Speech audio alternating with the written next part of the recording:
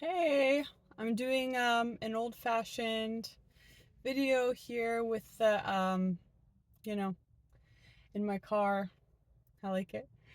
I just wanted to share some thoughts real quick that I'm having on this, of course, as always, this topic of using our resilient skills in practical scenarios, so that we can integrate it into our lives and not just have these like sacred skills be relegated to kind of a theoretical or um, introspective type of place in our lives, but where we can all actually be like, oh, here is where I use this in my life, in this situation. This is how it transforms my usual narrative in the moment into a different narrative. And that is what changes the possibilities of what can happen, the emotions we have around it, the sense of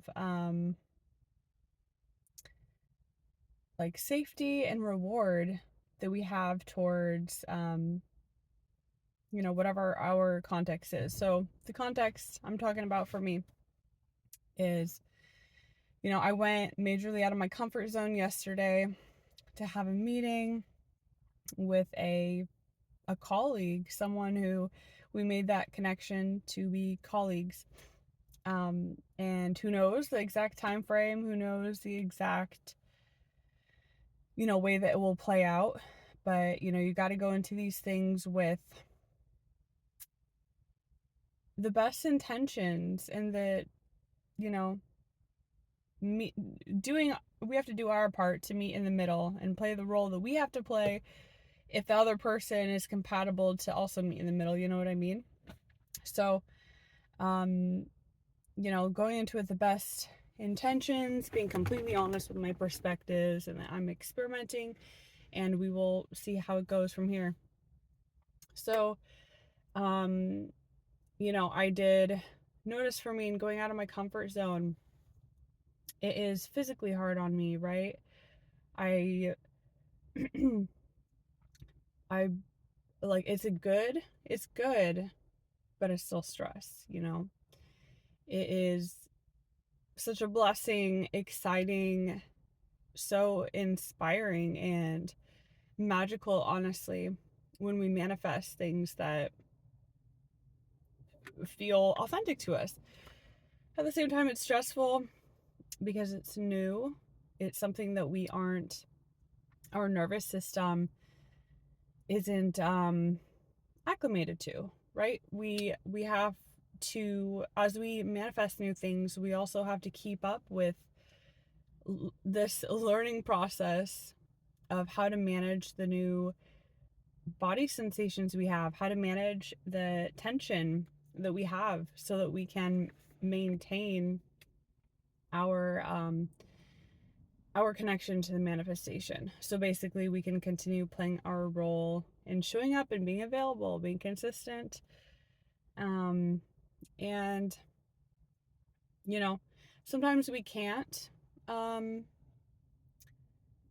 continue and we find out we're just incompatible. Other times, it is really just on us.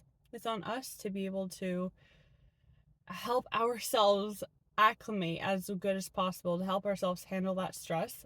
And the only way that we will know for sure if the source of the issue, so to speak, lies on the situation or external parties, or if it lies on us, the only way we'll know that is if we are doing our very hardest to manage that stress and really support ourselves in the most nurturing, loving, protecting ball of warmth, being that self-loving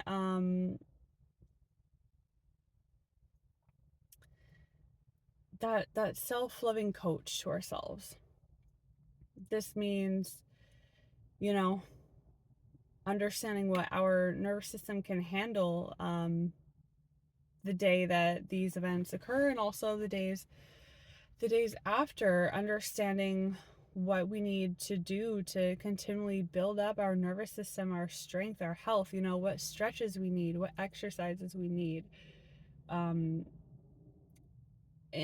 sometimes we don't always know. We just got to experiment and be like, well, I think we're somewhere over here in this ballpark. Let's start doing stuff and whittle it down to perfection as we go, because we don't know perfection until we're in the situation and we understand those like precise little moments, what's going on and what feels best. Like, we can't have a perfect theoretical understanding before going into things. It's impossible. And that's something that I've gotten really stuck on in the past, feeling like I have to have everything figured out mentally before I can experiment. But the other resilient skill, besides just gratitude, is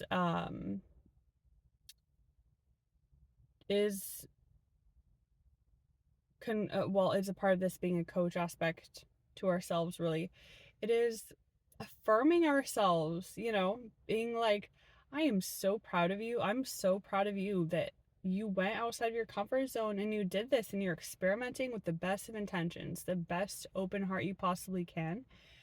The best intentions for other people and yourself, and just gratitude for even the privilege to be experimenting in this way and being like, isn't this fun? How can I make this more fun? How can I be a little inconvenient to have more fun with this? And I think that inconvenience is important also, and something I missed in the past. When we are inconvenient a little bit, in situations when we're not focused so hard and just being convenient for the other person and being what we think we are needed to like mold ourselves to, we are able to be authentic and have more of that emotional commitment and that creativity, that exciting, beautiful magic of collaborating with people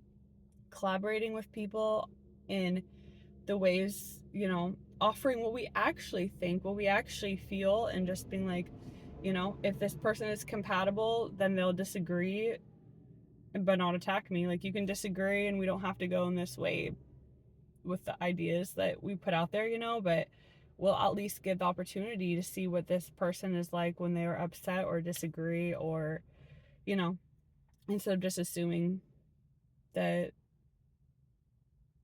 they are going to be really harsh. And so we need to prevent ever invoking that harshness. We need to be like, if you're harsh, then you're just not compatible, and understanding that, we got to congratulate ourselves. Let that coach aspect of ourselves really be powerful and alive, and just acknowledge to ourselves verbally and in the narratives, using our other resilient skill, reframing the narratives that we tell ourselves as we move throughout our day, the identity that we like mentally, we have this image or posture or map of who we are in relation to our activities. We will understand our identity a little bit different as we acknowledge how far we've come and just how proud we are of the effort that we've put into these beautiful collaborations, or whatever your context is, but whatever your context is, it also is some type of collaboration. Collaboration is always involved. So, I know for myself, when thinking about all of these different circumstances, these new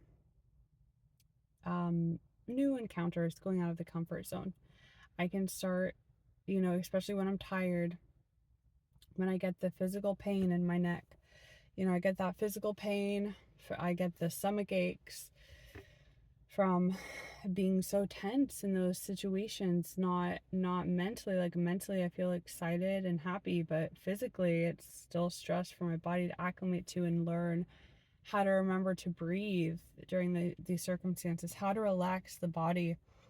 And some of that is also work outside of these contexts, you know. It has to do with just learning breathing and continually exercising and being involved in training programs that help our body to have a different baseline for relaxation. But you know, I get those neck aches, I get those stomach aches, I get you know, the feelings of mental overwhelm and the, you know, the anxiety kind of thoughts, like what if I have a migraine, what if these symptoms I'm having are like the beginnings of a migraine or something. I get all of that. And I think that the key thing is to realize these symptoms are not like some portent of doom. These symptoms are literally just our body giving us feedback um in a like a value neutral way. It's or judgment neutral.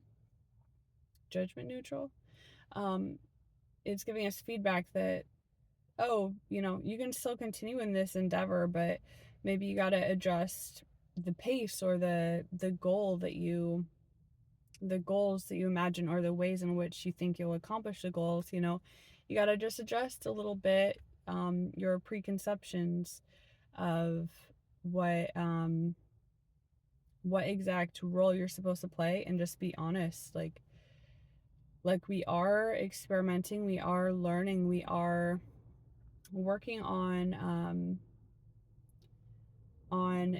managing more stress. We are working on, you know, a really big learning curve, but it's hard to say because I don't know your specific situation.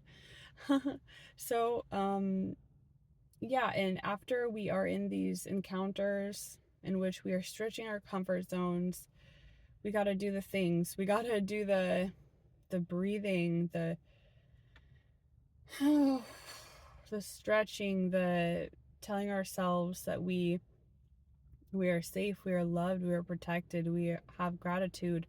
And telling our mind sometimes, like I know for me, my mind can start to go into overdrive and replaying things that happened. It's good to write it down if like our mind is trying to tell us like this is important, I need to remember this, or it connects to some kind of inspiring idea we have, or whatever. We got to write it down. Write it down, get it out of our mind, our like conscious active mind, and then we can tell ourselves like, thank you so much for bringing this to my attention, mind. I've taken care of it. I have written it down. I you know, I will come back to it, and trust me. Just like, trust me, mind. And then when your mind tries to take you back to it, just keep on be like, no, trust me, mind. Trust me, mind. I got this. Thank you for your concern, bringing this to your attention. And then be like, hey, mind, I notice you're really concerned and stressed. Can I help you in any way? What can I do to help you so that you aren't in this stress state, and so you're trying to look for fearful things to bring to my attention? You know, so that can mean like maybe you just need whatever it is for you, whatever it is for you personally that makes you feel strong, or entertained, or relaxed, or like you get rest so that your focus can change, so that you can relax those overactive parts of the mind. Like last night I listened to this amazing hypnosis video from Michael Seeley. I don't know if you listen to his videos, but I've listened to them for, I don't know, six, maybe 7 years, something like that. And they help me so much. So listening to a hypnosis, like something that is relaxing, and it's taking your mind off of pain, helping your body to relax. Something I noticed for myself is that when my body is in pain, sometimes my mind will go into overdrive, trying to distract myself, trying to give myself ideas and thoughts. And you know how worrisome thoughts are. Like, worrisome thoughts are especially good at distracting and focusing the attention away from the pain. So I think that's another reason why my mind likes to bring um kind of fearful thoughts to the foreground when I am stretching my comfort zone and I get tired. So, yeah, just remember that everything that we're experiencing is manageable.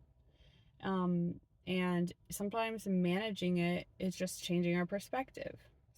Sometimes managing it is acknowledging that our preconceptions of time frame and exact execution that just need to change a little bit, because what is beautiful and real and alive and authentic is whatever can happen.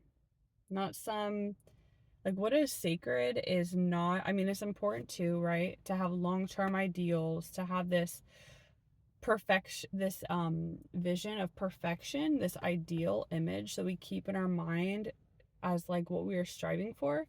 That's important. But what is really of interest and sacred to me, especially when using resilience skills, especially as recovered people, it is the sacredness and, like, I don't even know what words to use. Just this, like, this raw gratitude and the power of the imperfect real, the things that we are gifted to us, that we have the options of participating with, the things that are real in the present now, accessible.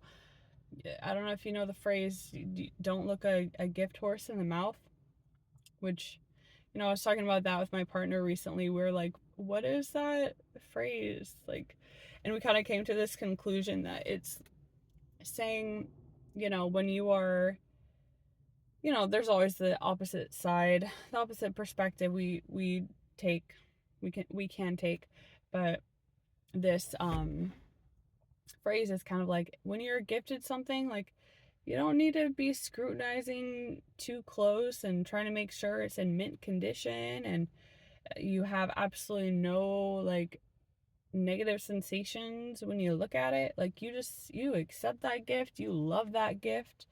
If you're looking a horse in the mouth, it's gifted to you. Maybe you're looking at it in the mouth being like, is this horse ill at all? It's like, maybe it's ill, but you can help the horse. You can help the horse get back to its ultimate strength. It's not going to be ill forever, even if it is ill forever.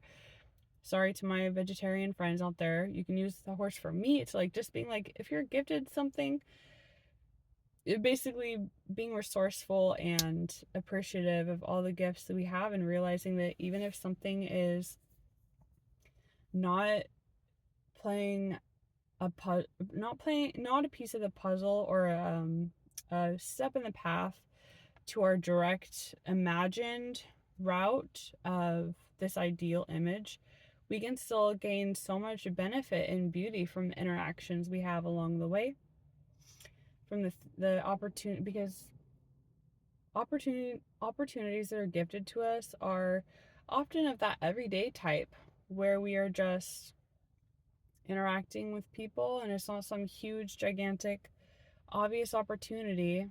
There might be an opportunity that is huge and gigantic, but it's a little bit more hidden, or we have to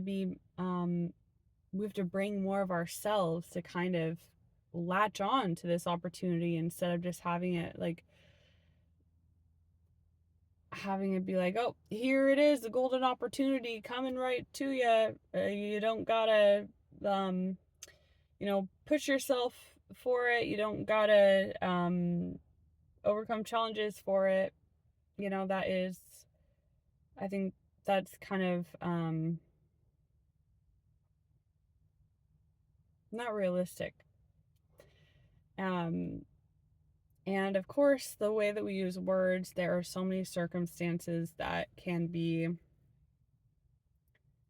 thought, they can be thought of in one person's mind, and another person hears the words and they're thinking of a different circumstance. And so these generic words, when, I'm kind of talking a little bit about abstract, not context specific situations.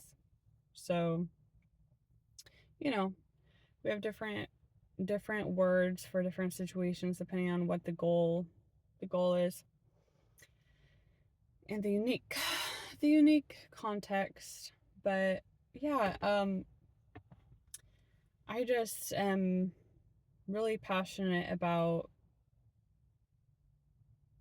understanding that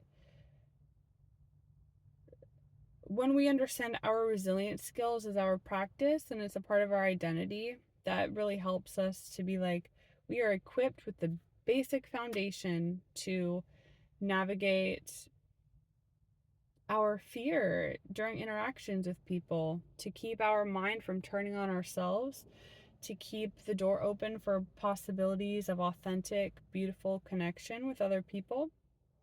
We're keeping those options over when we use keeping those options open when we use resilience skills. And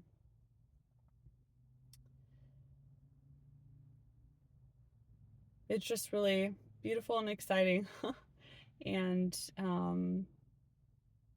yeah, we can always know that we're living with our values, building our self-esteem by knowing that no matter what, as we go through these experiments, as we go through playing with life, as we go through learning different ways to manage all these sensations, to, you know, manage our emotions, to change and maintain the quality and the type of experience and perception we feel on a day-to-day basis. When we're going through all these parts of being human and being alive, we gotta just remember that it's a process. And there's something else that I was thinking. And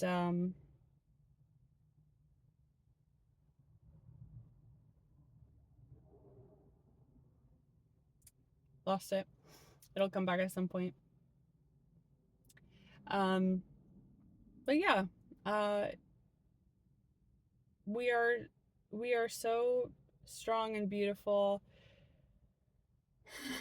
and we can continue affirming ourselves, congratulating ourselves, um, just acknowledging how proud we are of ourselves.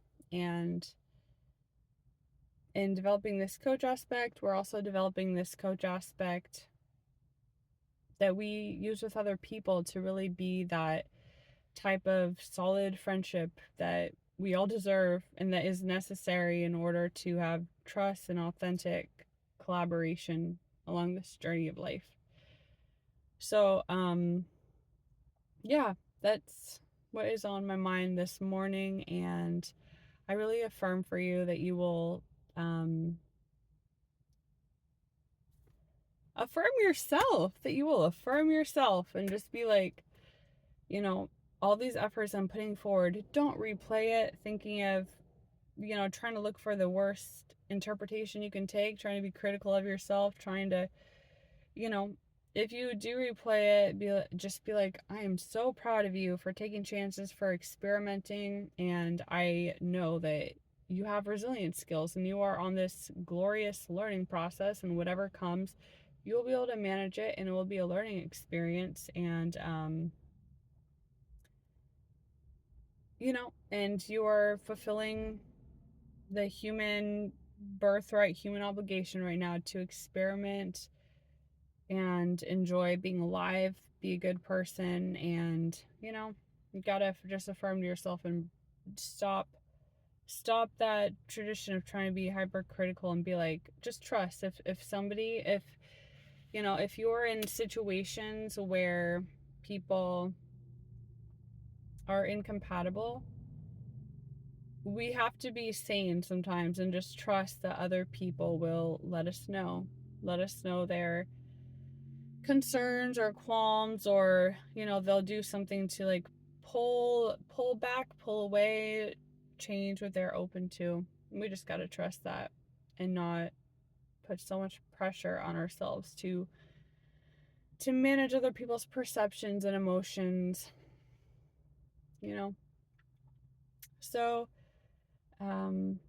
yeah, just affirm, please, affirm for yourself that you are taking such amazing and beautiful steps as a human being, going out of your comfort zone in whatever way that looks like in your life, learning how to manage your stress, learning how to care for your body more, learning your personal kind of rituals that you will do to prevent and then also remove the energetic stress, or not energetic maybe, but more like physiological stress that can result in pain and fearful thinking and just burnout, lessen capacity to show up. Yeah. So, if you're interested in my resilience coaching, I got my email address in the description of this video. My resilience coaching is just to help people have that accountability, and that, that relationship driven assessment of how their their personal circumstances, how resilient skills can fit into these like specific contexts, and you know, being able to be that sounding board and that experimentation zone for you as you're going through life, as you're going through just experimenting with different ways to stay feeling confident about the future, to stay feeling in control, to stay feeling emotional rewards, and just to stay feeling like mentally organized, like you can come back to this place where you understand how all these little different experiences and emotions, how they fit within the bigger plot, within the bigger mental map of what's going on, who am I and what am I doing, So, yeah, and if you want to email me also just to chat, that's cool too. I like talking to people. So, look in the description. And thank you so much for listening. And I'm curious to hear your thoughts and your experiences when it comes to managing stress, when it comes to maintaining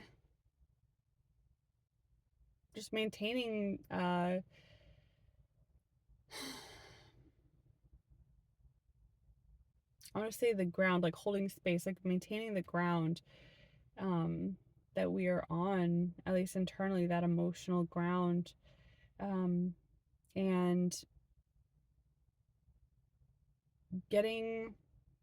preventing and getting rid of pain. That is like my focus. I'm like, oh my goodness, like I got these horrible headaches and neck pain and stomach aches, and I know I'm not breathing well the whole time, but it just kind of like, I don't really have that direct insight necessarily for why do things get this bad when I'm talking with people, you know um or when I'm in public places compared to at home places. Like, is it just a subconscious thing that I gotta desensitize? And I don't know, but that's a part of my process. So anyway, thanks again and take care. Bye.